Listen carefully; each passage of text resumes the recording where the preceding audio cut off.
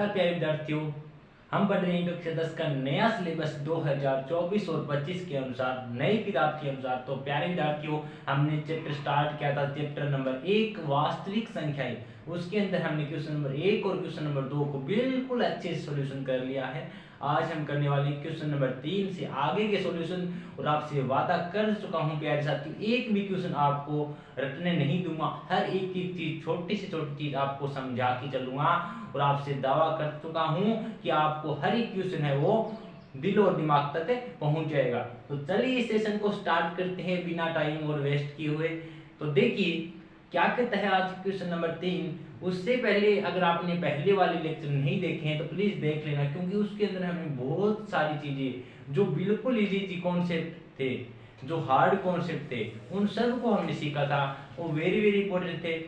चलिए आज का क्वेश्चन क्या कहता है, चलिए समझते हैं। क्वेश्चन में कहता है कि अभाज्य गुणनखंड विधि द्वारा निम्नलिखित पूर्णांकों के HCF और LCM ज्ञात कीजिए। तो प्यारे विद्यार्थियों, हम चैप्टर क्वेश्चन नंबर 2 करके आए थे, ठीक वैसे का वैसा ही क्वेश्चन है। ठीक है, क्वेश्चन नंबर 2 में क्या था, हमें वहां भी HCF और LCM ज्ञात करना था, यहाँ भी HCF और LCM ज्ञात करना है। तो वहां पे तो हमें 2 संख्या दी जाती थी, यहाँ पे सिर्फ 3 संख्या दी जाती। इतना सा फर्क है, बिल्कुल चुटकियों में हल करेंगे इस क्वेश्चन को।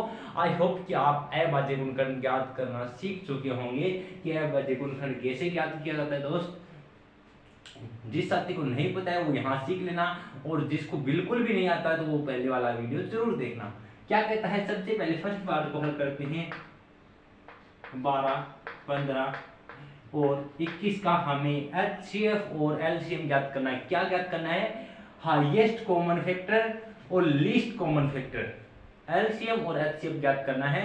तो सबसे पहले काम क्या होता है कि हम पहले इनका अभाज्य गुणनखंड ज्ञात करेंगे, उसके बाद हम वहां से HCF और LCM निकालेंगे। कहने का तात्पर्य, पहले 12 का देखो, इनको क्या करो, 12 को लिखो और 15 को लिख लो और 21 को लिख लो। ठीक है, 12 का अभाज्य गुणनखंड करो। देखिए अभाज्य गुणनखंड करना आपको सिखा दिया गया है। 2 का भाग देंगे 2 6 12, 2 का भाग देंगे 2 3 6 और 3 का भाग जाएगा 3 एकम 3। यहाँ से क्या आ गया, 2 गुणा 3, वो इसके सामने लिख दो, 2 गुणा 3। ठीक है, इस तरीके से 15 का करो। इसमें 2 का भाग तो नहीं जाएगा, क्यों नहीं जाएगा, क्योंकि इसकी इकाई का अंक क्या है, इसका इकाई का अंक 2 0 2 4 6 नहीं है। तो देखिए इसके अंदर 3 का भाग देंगे, 3 पंजा 15, और फिर 5 का भाग देंगे, 5 एकम 5। क्या आ गया, 3 इंटू 5। यहाँ से निकल के आ जाता है 3 इंटू 5। इसी तरीके से हम क्या करेंगे, 21 का भी निकालेंगे। इस 21 का अभाज्य गुणनखंड निकालो। 3 का भाग दिया, 3 7 21, और फिर 7 में सिर्फ 7 का ही भाग जाएगा, यानी 3 गुणा 7। यहाँ से निकल के आया 3 गुणा 7। प्यारे साथी, ये मत समझना कि आपने सर थोड़ा फास्ट समझा दिया, नहीं, फास्ट नहीं समझाया है, ये हम पहले ही कर चुके हैं, बिल्कुल छोटू है। ठीक है, अगर ये निकालने नहीं आते तो पहले वाला वीडियो जरूर देखना। ठीक है, अब क्या करते हैं, अब हमें क्या निकालना है, एक तो HCF निकालना है और एक हमें निकालना है LCM। ठीक है, HCF और LCM निकालना है। HCF क्या कहता है, जो तीनों के अंदर कॉमन है वो आपका HCF है। तीनों के अंदर कॉमन क्या है, 3 इसमें भी है, 3 इसमें भी है और 3 इसमें भी है। तो HCF क्या होता है, हाईएस्ट कॉमन फैक्टर, वो बड़ी सी बड़ी संख्या जो तीनों में कॉमन हो। ठीक है, तो आ गया। उसके बाद LCM क्या कहता है कि जो कॉमन हो ना वो भी चलेगा और जो बिना कॉमन हो वो भी चलेगा। LCM कहता है मैं सबको साथ लेके चलने वाला हूँ। अच्छा, क्या कहता है, 2 गुणा 2, यानी इसमें देखो बाकी जितने बचे वो सभी आएंगे। 2 गुणा 2 5 गुणा 7, और जो कॉमन था वो भी साथ में आएगा। ये किसी के साथ भेदभाव नहीं करेगा LCM, ये सभी के साथ क्या करेगा, समान आएगा। तो यहाँ से देखो 2 दूनी 4, 4 पंजा 20, 20 दिए 60, 60 को 7 से गुणा करेंगे 6 7 42, यानी 420। ये क्या निकल के आ गया आपके पास, LCM का मान निकल के आ गया, HCF का मान निकल के आ गया। देखो बिल्कुल छुटकू सा क्वेश्चन था। आई होप कि आपको समझ में आ गया होगा प्यारे दोस्तों। इसमें सबसे पहले आपको अभाज्य गुणनखंड करने थे, फिर यहाँ से आपको पता करना था। ठीक है, देखो इससे पहले वाली वीडियो में बिल्कुल एक एक चीज समझ के आई है, अब तो आपके लिए बच्चों वाली चीज हो गई होगी, क्योंकि ये इससे बड़ी बड़ी अभाज्य गुणनखंड पहले भी कर चुके हैं। 2 नंबर क्या कहता है, 17, 23 और 29। तो प्यारे साथियों, मैंने आपको कल एक वीडियो जो पहले वाला इसका बेसिक पार्ट का वीडियो था, वहां पे हमने अभाज्य गुणनखंड निकाला सीखा। वहां पे मैंने बताया था कि अभाज्य संख्या आपको सबसे पहले क्या देखनी है, अभाज्य संख्या, ठीक है, अभाज्य संख्या देखनी है। तो क्या करते थे हम अभाज्य संख्याओं के लिए, अभाज्य संख्या क्या होती थी, 2, 3, 5, 7, 11, 13, ठीक है। तो आपको जैसे ही 17 को देखेंगे, 23 को देखेंगे, 29 को देखेंगे, तो ये खुद ही अभाज्य संख्या होती है। और याद रखना दोस्त, अभाज्य संख्या होगा कभी भी गुणनखंड नहीं निकलता, क्योंकि इसमें सिर्फ अपने आप और एक के अलावा किसी का भाग नहीं जाएगा। तो हम इसके गुणनखंड नहीं निकाल सकते। हम डायरेक्ट लिख सकते हैं कि जो 17 है उसको मैं क्या 17 गुना 1 लिख सकता हूँ, कोई फर्क नहीं पड़ता। क्या मैं 23 को 23 गुना 1 लिख सकता हूँ, क्या 29 को मैं 29 गुना 1 लिख सकता हूँ, क्योंकि 29 में सिर्फ 29 का ही भाग आएगा। अगर हम 17 का जैसे कि 17 का अभाज्य गुणनखंड निकाल लेंगे तो इसमें सिर्फ 17 का ही भाग जाएगा और किसी भी संख्या का भाग नहीं आएगा, यानी इसका फैक्टर क्या निकल के आएगा 17।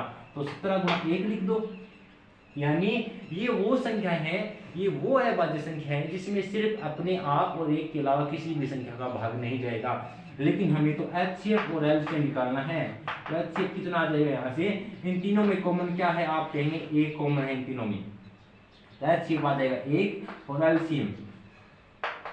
LCM जो बाकी बच गया वो आपका LCM हो जाएगा। क्या है, 17 गुना 23 गुना 29, इनको मल्टीप्लाई करो, ठीक है।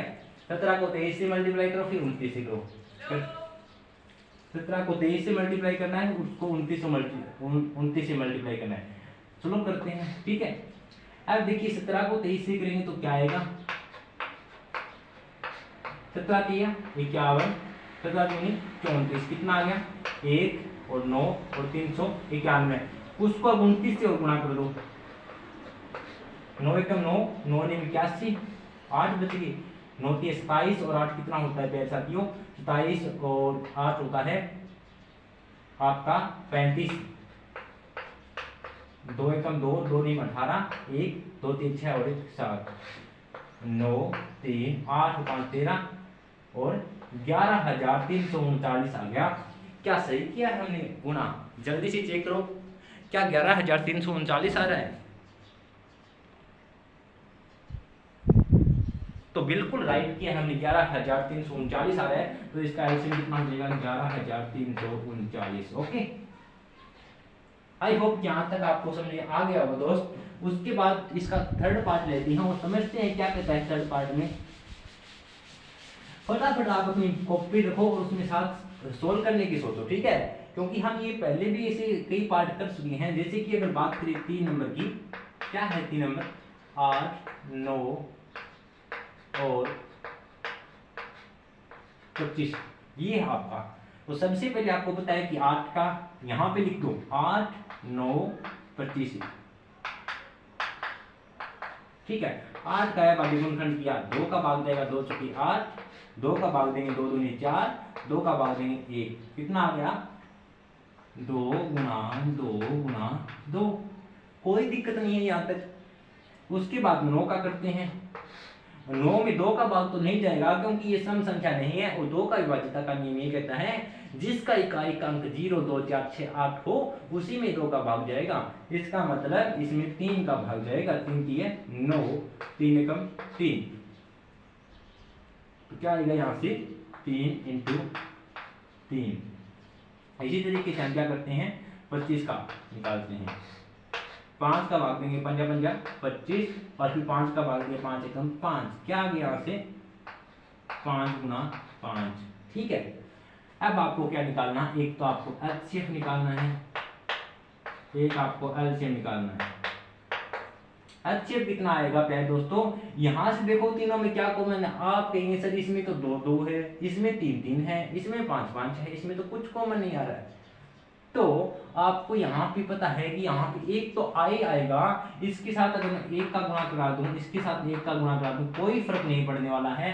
यानी वहां अगर कुछ भी कॉमन नहीं हो तो वहां पे एक जरूर होता है। तो यहाँ पे HCF कितना हो जाएगा, एक हो जाएगा। और एलसीएम कितना हो जाएगा, एलसीएम में बाकी जितने भी बच गए यानी 2 गुना कितना है देखो, 2 गुना 2 और 3 गुना में 5 गुना में 5, इनको गुना करो। 2 दूनी 4, 4 दूनी 8, 8 दिए 24, 24 दिए 72, 72 को 25 से गुणा करो, 72 को 25 से गुणा करो। 5 दूनी 10, 1 5 7 35 और 1 36, 2 दूनी 4, 2 7 14, 0 6 और 4 10, 80 पे 1 और 18, कितना आ गया 1800। यानी कहने का तात्पर्य यहाँ से इसका एलसीएम निकल के आ जाता है 1800 और इसका एचसीएफ निकल के आ जाता है 1। इस तरीके से इस क्वेश्चन नंबर 3 का हमें खात्मा करना था और हमने बिल्कुल अच्छे तरीके से समझा है प्यारे दोस्त। अगर आपने पहले वाला लेक्चर नहीं देखा तो देख लीजिए, बार बार यही रिपीट कर रहा हूँ क्योंकि मुझे पता है कि आप डायरेक्ट अगर इस वीडियो पे आ गए तो आपको लगेगा कि सर ने तो फास्ट कर दिया, हमें कुछ समझ में नहीं है। ऐसी बात नहीं है विद्यार्थियों, हमने जैसे इसका पहले कॉन्सेप्ट सीखा वहां की एक एक चीज सीख के आए हैं, तो आप ये मत समझना कि आपने फास्ट कर दिया। चलिए इसका क्वेश्चन नंबर 4 समझते हैं, उसका आनंद उठाते हैं। क्या कहता है क्वेश्चन नंबर 4? क्वेश्चन नंबर 4 क्या कहते हैं?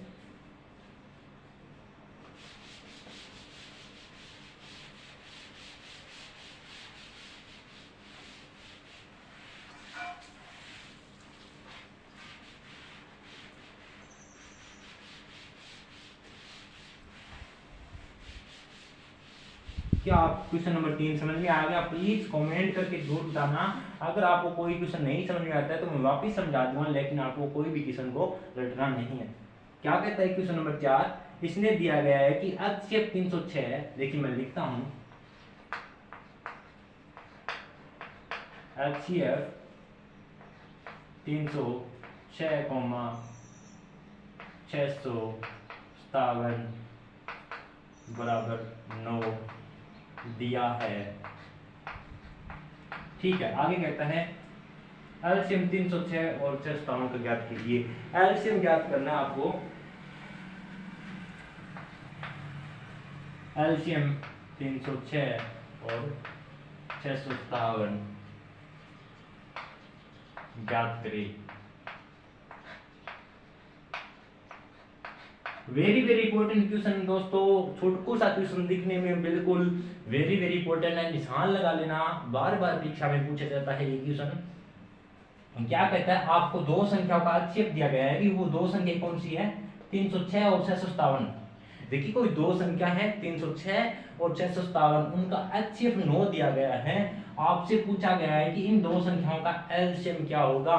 इससे आसान क्वेश्चन हो नहीं सकता और इससे इंपॉर्टेंट क्वेश्चन बन नहीं सकता। बिल्कुल छोटा सा क्वेश्चन है, आपको एक छोटा सा फार्मूला याद करना है, जैसे कि मैंने आपको बताया था। हम जानते हैं कि दो संख्याओं का गुणनफल, दो संख्याओं का गुणनफल, दो संख्याओं का गुणनफल किसके बराबर होता है, एलसीएम इनटू एचसीएफ की।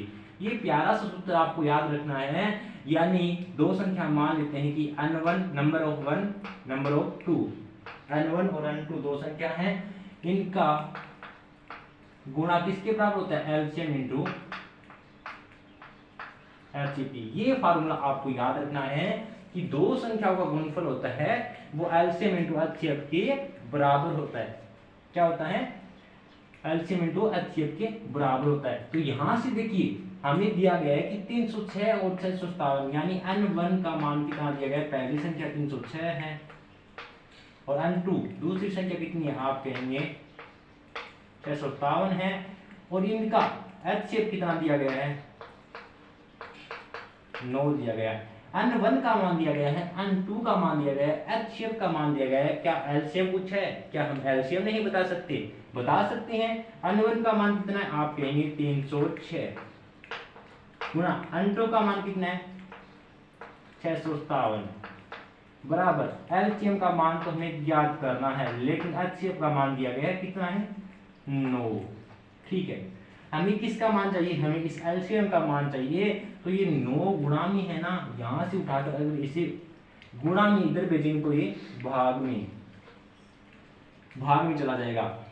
ठीक है, 9 का भाग 306 में देंगे तो क्या आएगा 9 तिया 27 9 चौके 36 कितना आ गया 34 को आप 657 से गुणा कर दो, आपके पास इसका एलसीएम निकल के आ जाएगा।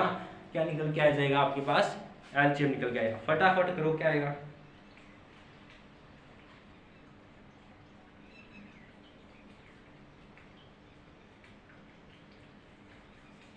22,338 आया। कितना आएगा 22,338। मैंने डायरेक्ट किया ठीक है 22,338। ठीक है, तो इसका क्या आएगा आप कर लेना। ठीक है, बिल्कुल चुटकू सा गुना है। ठीक है, आपको दो संख्या दी गई थी 306 और 657 का एचसीएफ 9 दिया गया था, आपको एलसीएम ज्ञात करना था। तो हमेशा याद रखना इंपॉर्टेंट फार्मूला है, आपको बड़े होने पे भी काम आएगा, यहाँ पे भी काम आएगा, कंपटीशन में भी काम आएगा। And 1 into N two LCM into HCF के बराबर होता है। तो वहां पे हम जो मान दिया गया था वो रख लिया और जो ज्ञात करना उसको वही रखा और यहाँ से हमारे पास एलसीएम का मान निकल के आ गया। ओके, आई होप कि आपको ये समझ में आ गया होगा। तो चलिए नेक्स्ट क्वेश्चन को देखते हैं। नेक्स्ट क्वेश्चन क्या कहता है, समझते हैं नेक्स्ट क्वेश्चन को। उससे पहले अगर आपको सभी क्वेश्चन समझ में आ रहे हैं तो प्लीज एक अपना प्यारा सा कमेंट छोड़ देना कि हमें वास्तव में क्वेश्चन समझ में आ रहे हैं। अगर आपको कहीं लगता है कि सर हमें वो क्वेश्चन समझ में नहीं आया तो प्लीज कमेंट कर देना। आपके लिए कमेंट बॉक्स इसीलिए बनाया जाता है कि अगर बच्चों का कोई डाउट है तो वहां बता सके। ठीक है, देखिए क्वेश्चन नंबर 6 कहता है, सॉरी क्वेश्चन नंबर 5 कहता है कि जांच कीजिए कि क्या किसी प्राकृत संख्या n के लिए संख्या 6n अंक पर 0 समाप्त हो सकती है। देखिए आपको ये जांच करना है, ये चेक करना है कि कोई प्राकृत संख्या यानी प्राकृत संख्या, क्वेश्चन नंबर 5 क्या है प्राकृत संख्या, आप अपने साथ बुक में देख लेना। ठीक है, प्राकृत संख्या n के लिए,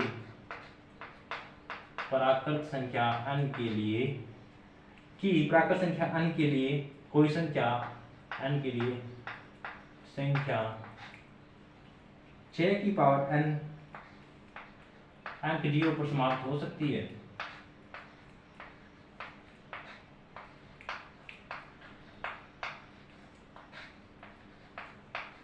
ये बताना आपको ये बताना है कि किसी भी प्राकृत संख्या के लिए 6 की पावर n यहाँ पे एक नेचुरल नंबर है, प्राकृत नंबर है, यानी n है वो 0 पर समाप्त हो सकता है। यानी हम अगर 6 की पावर कितनी भी करें तो क्या ये 0 पर समाप्त होगा, आपको ये बताना है।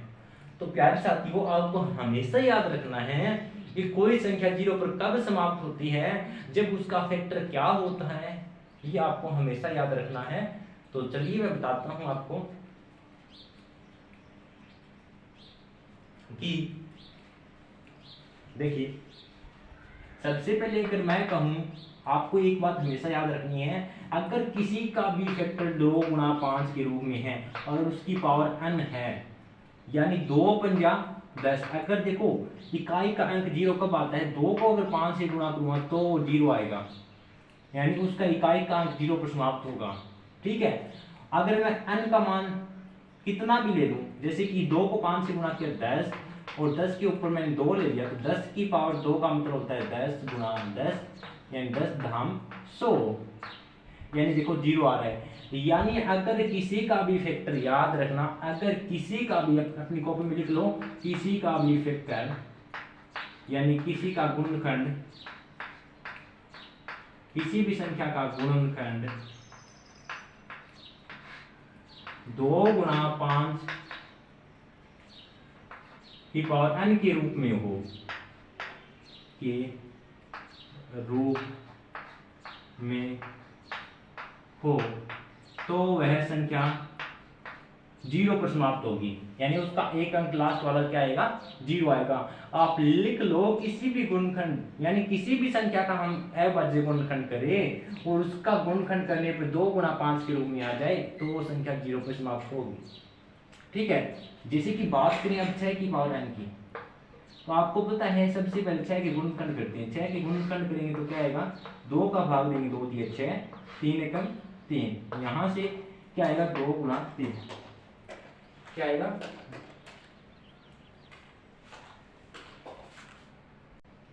तो देखिए इसका हमने जब फैक्टर किया तो 2 गुणा 3, यानी हम 6 को क्या लिख सकते हैं, 2 गुणा 3 की पावर n। क्या ये जीरो पे समाप्त हो सकती है, तो मैंने बताया अगर किसी भी संख्या को अगर आपको जीरो पे समाप्त करना है तो उसका फैक्टर किसके बराबर होना चाहिए, 2 गुणा 5 की पावर n। क्या ये 2 गुणा 5 की पावर n के रूप में, आप कहेंगे सर ये तो कहीं से 2 गुणा 5 की पावर n के रूप का नहीं है, यानी ये है वो 2 गुणा 5 की पावर n के रूप के बराबर नहीं है, नॉट इक्वल टू है। अतः हम कह सकते हैं कि 6 की पावर n का अंक जीरो पे समाप्त नहीं होगा, अंक जीरो पर समाप्त नहीं होगा। ये आपसे पूछा गया था, कितने छोटको सवाल है, आई होप कि आपको समझ में आया। वापिस से रिपीट कर दूं इस क्वेश्चन को। इसने पूछा था कि अन्य किसी प्राकृत संख्या के लिए 6 की पावर n है वो क्या जीरो पे समाप्त हो सकती है, लेकिन हम बिल्कुल अच्छे से जानते हैं किसी भी संख्या को जीरो पे समाप्त होने के लिए उसका एक फैक्टर 2 गुणा 5 के रूप में होना चाहिए, क्योंकि 2 को 5 से गुणा करते हैं तो 10 आता है, उसका इकाई का अंक जीरो आता है। ये भी बताया कि 2 गुणा 5 के रूप का ही क्यों होना चाहिए, क्योंकि हम 2 को 5 से गुणा करते हैं तो 10 आता है, और 10 की कितने भी स्क्वायर करो, क्यूब करो, कुछ भी करो तो भी क्या आएगा, जीरो ही आएगा, लास्ट में क्या आएगा, जीरो ही आएगा। तो इसका जो 6 की पावर n थी उसका 2 गुणा 3 की पावर n था, जो किसके बराबर नहीं था, 2 गुणा 5 की पावर n के रूप का नहीं था। तो हमें यहाँ से पता चला कि 6 की पावर n का अंक जीरो पे समाप्त नहीं होती है। ओके, आई होप कि आपको ये समझ में आ गया होगा। तो प्यारे विद्यार्थियों, ये रहा क्वेश्चन नंबर 6, बिल्कुल इजी सा क्वेश्चन है, हर बार पूछा जाता है परीक्षा में, यहाँ से छोटा क्वेश्चन पूछा जा सकता है। ठीक है, 1-2 नंबर में क्या कहता है कि व्याख्या करें, यानी जांच करनी है, आपको बताना है कि 7 गुणा 11 गुणा 13 प्लस 13 और 7 गुणा 6 गुणा 5 गुणा 4 गुणा 3 गुणा 2 गुणा 1 प्लस 5 ये संख्याएं भाज्य संख्याएं क्यों होती है। तो प्यारे साथियों, मैंने बताया था भाज्य संख्याएं कौन सी होती हैं, जिसका वे संख्याएं जो अपने आप और एक के अलावा किसी अन्य संख्या का भाग जाए वो भाज्य संख्या होती है।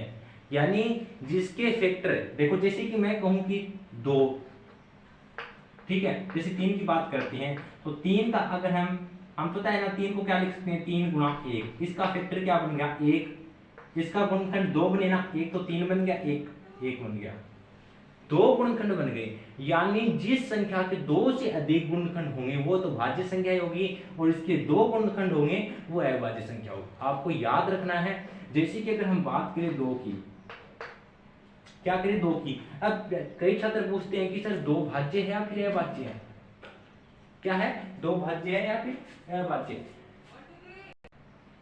तो प्यारे साथियों, छात्र पूछते हैं कि सर 2 भाज्य या फिर अभाज्य, क्योंकि जब 2 के फैक्टर करो 2 में क्या आएगा, 2 1 तो 2 में 2 का भाग जाएगा, 1 आएगा, फिर 1 में 1 का जाएगा, फैक्टर कितने निकल के आए, 2 गुणा 1। और हमें पता है जिस संख्या की सिर्फ 2 फैक्टर हो, 2 गुणनखंड हो, वो क्या होती है, अभाज्य संख्या होती है। तो याद रखना 2 भी क्या है, आपकी अभाज्य संख्या होती है। तो अगर जिसके 2 से अधिक गुणनखंड है वो होती है आपकी अभाज्य संख्या। सबसे पहले इसकी बात करेंगे 7 गुणा 11 गुणा 13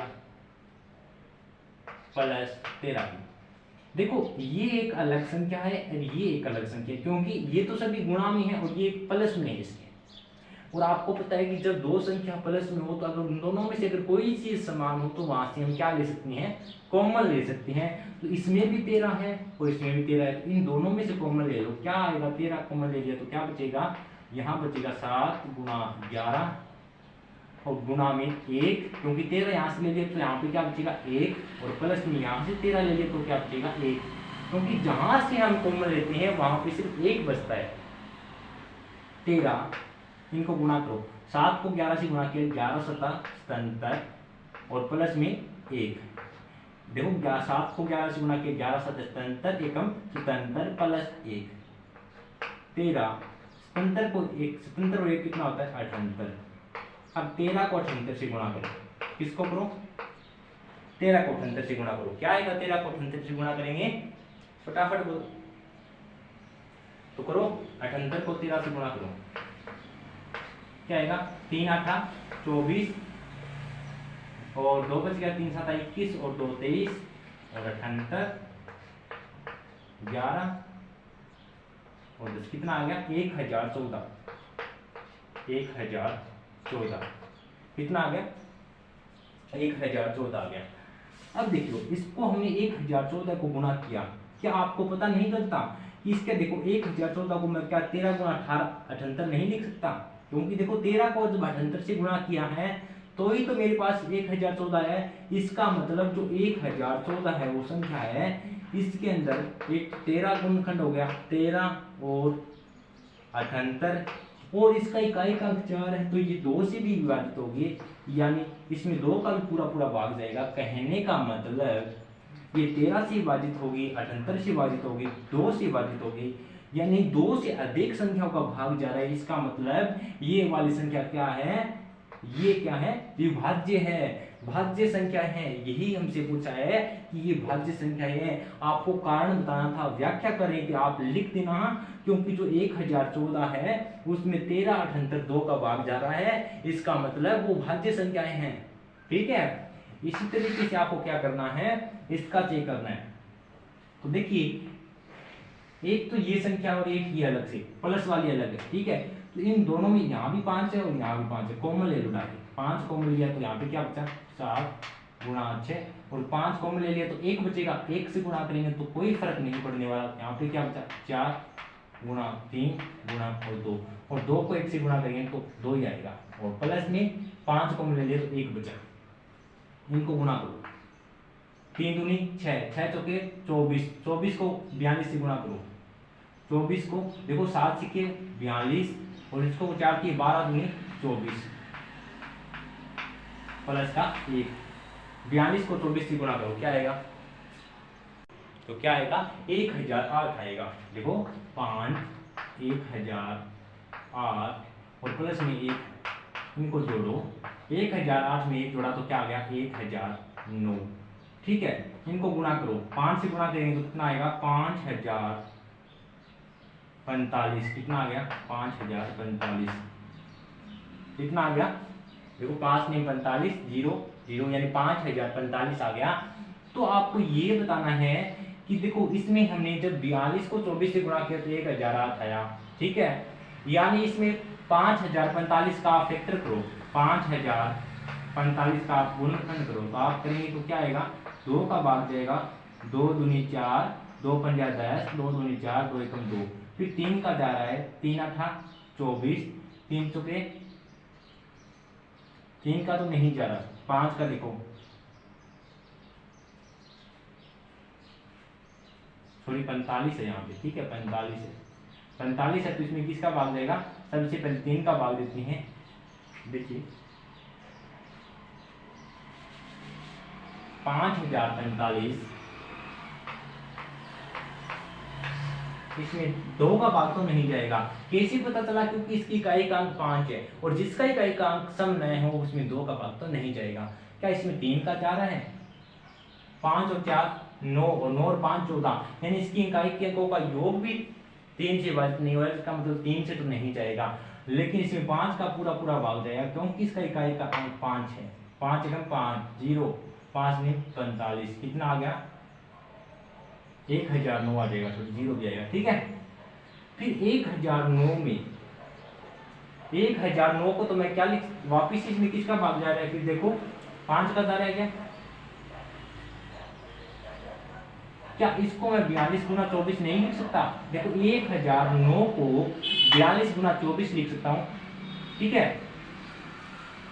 7 एकम 7 7 का भी नहीं जा रहा, 3 का भी 3 दिए 9 3 का भी नहीं जाएगा, 5 का जाएगा क्या, 5 दूनी 10, 5 का भी नहीं जाएगा, 7 का, 7 एकम 7, 7 का भी नहीं जाएगा, 8 का भी नहीं जाएगा, 11 का देखो, 11 में 99, 11 का जा रहा है इसी बात, 11 में 99, एक बच गया, 11 में 99, फिर वापिस में किस में क्या जाएगा, 11 का भाग, 11 में 99, और फिर किसका भाग जाएगा, 9 का जाएगा, 9 एकम 9, क्या आएगा, 9 एकम 9।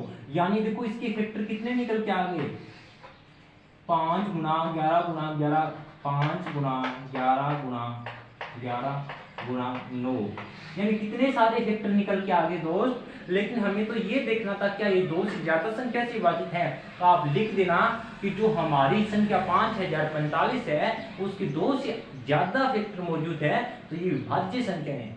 ठीक है, ये चेक कर लेना कहीं हमने कोई मिस्टेक तो नहीं कर दी होगी। वैसे बिल्कुल छोटको सा क्वेश्चन था। ठीक है, चलिए इसका लास्ट और अंतिम क्वेश्चन करते हैं और इस एक्सरसाइज का खात्मा करते हैं। ठीक है, इस क्वेश्चन में आपको क्या करना था, सबसे पहले कॉमन लेना था, कॉमन लेने के पश्चात आपको देखना था क्या इसके 2 से अधिक गुणनखंड, 2 से अधिक गुणनखंड मौजूद है, अगर मौजूद है तो वो भाज्य संख्या ये है।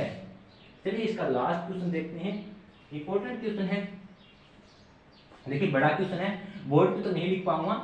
इसने कहा किसी खेल मैदान की चारों ओर, पहले क्वेश्चन इसने कहा है किसी खेल मैदान के चारों ओर एक वर्ताकार पथ है। देखो यहाँ पे कोई खेल मैदान है, ये कोई खेल मैदान है, इसके चारों ओर क्या है, इसके चारों ओर एक वर्ताकार पथ है। ठीक है, यानी ये कोई खेल मैदान है, ये घूमने वाला वर्ताकार पथ है जहां पे बच्चे क्या करते हैं, रनिंग करती हैं, दौड़ करते हैं।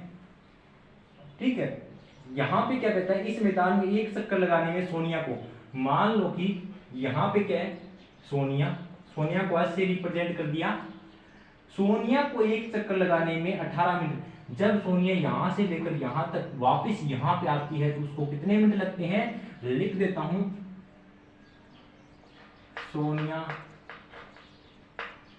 सोनिया को एक चक्कर में, आपको लिखना है ऐसे। ठीक है, एक चक्कर में लगने वाला समय, एक चक्कर में लगने वाला समय कितना है, इसमें लिखा हुआ है बुक में साथ साथ, सोनिया को एक चक्कर लगाने में 18 मिनट लगते हैं।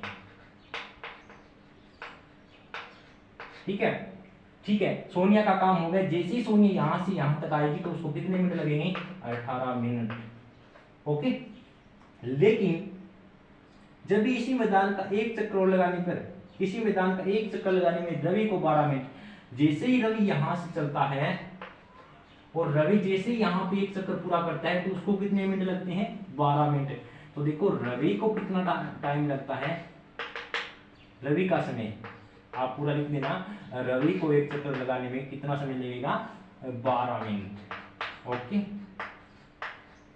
ठीक है, 12 मिनट लगते हैं। मान लीजिए कि दोनों एक ही स्थान पर एक ही समय में चलना प्रारंभ करके एक ही दिशा में चलते हैं, तो कितने समय बाद वे पुनः प्रारंभिक स्थान पर मिलेंगे। बिल्कुल आसान क्वेश्चन है, इस क्वेश्चन को ध्यान से समझो।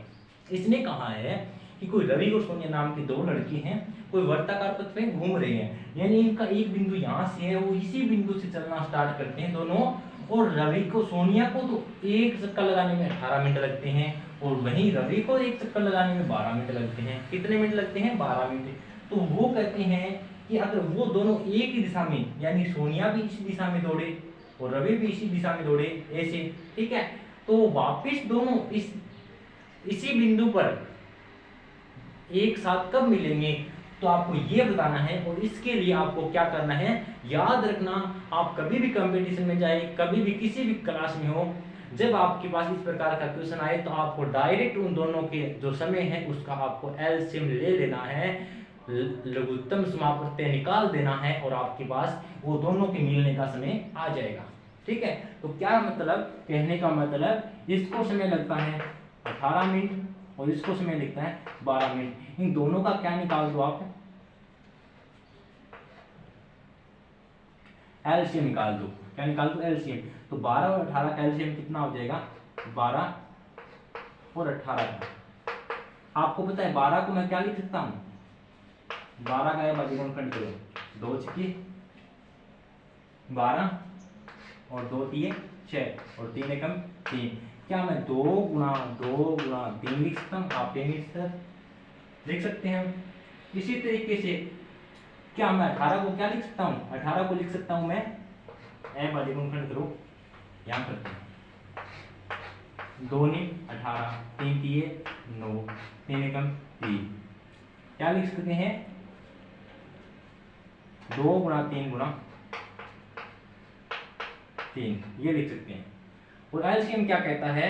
एलसीएम कहता है कि इनमें से सबसे पहले देखो कॉमन क्या है, एक तो ये कॉमन है और एक ये कॉमन है, तो हमें क्या निकालना है? एलसीएम निकालना है। तो देखो जो कॉमन है वो तो एक बार आएगा, इसमें भी 3 कॉमन है तो वो भी एक बार आएगा, बाकी बच गई वो पूरी की पूरी 2 गुणा 3, 2 तिये 6, 6 दूनी 12, 12 तिये 36। वो 36 मिनट बाद दोनों एक ही चक्कर यानी एक ही बिंदु पर वापस मिलेंगे। क्या मिलेंगे? एक ही बिंदु पर वापस मिलेंगे 36 मिनट बाद। ठीक है, ये था क्वेश्चन, वापस से रिपीट कर दूं। वो एक बिंदु पर चलने स्टार्ट करते हैं। सोनिया को एक चक्कर लगाने में 18 मिनट लगते हैं, रवि को एक चक्कर लगाने में 12 मिनट लगते हैं। दोनों का समय लिख लिया 18 मिनट 12 मिनट। जब भी ऐसा क्वेश्चन उनका एलसीएम निकाल देना 12 और 18 का, आपके पास वो समय आ जाएगा जब दोनों एक साथ मिलेंगे। ठीक है, तो ये था आपके पास क्वेश्चन। ठीक है, आई होप कि आपको ये चैप्टर एक एक्सरसाइज 1.1 बिल्कुल अच्छे से समझ में आई होगी प्यारे दोस्तों। लेकिन अगर फिर भी आपको कोई भी ऐसा क्वेश्चन लगता है कि सर हमें वहां समझ नहीं आया, तो वापस से क्वेश्चन कमेंट कर देना, मैं वापस रिपीट कर दूंगा। लेकिन प्यारे विद्यार्थियों, आपको क्वेश्चन को रटना नहीं है, क्योंकि रटी हुई चीज कुछ समय तक तो याद रहती है, फिर भूल जाते हैं। हमें ऐसा काम कदापि नहीं करना है। ठीक है, तो क्या आपको अगर वीडियो अच्छी लगी, अगर कॉन्सेप्ट समझ में आए, तो प्लीज एक लाइक और एक कमेंट करके जरूर जाना। और क्या आप ऐसी कक्षा 10 का पूरा मैथ सीखना चाहते हैं, तो आज यूट्यूब चैनल मैथ की आवाज को ज्वाइन कीजिए और अपने सुनहरे भविष्य का इतिहास रच दीजिए, क्योंकि हम करने वाले हैं बिना रुके बिना डटे कक्षा 10 का पूरा मैथ बिल्कुल फ्री ऑफ कॉस्ट। इसी के साथ जय हिंद जय भारत।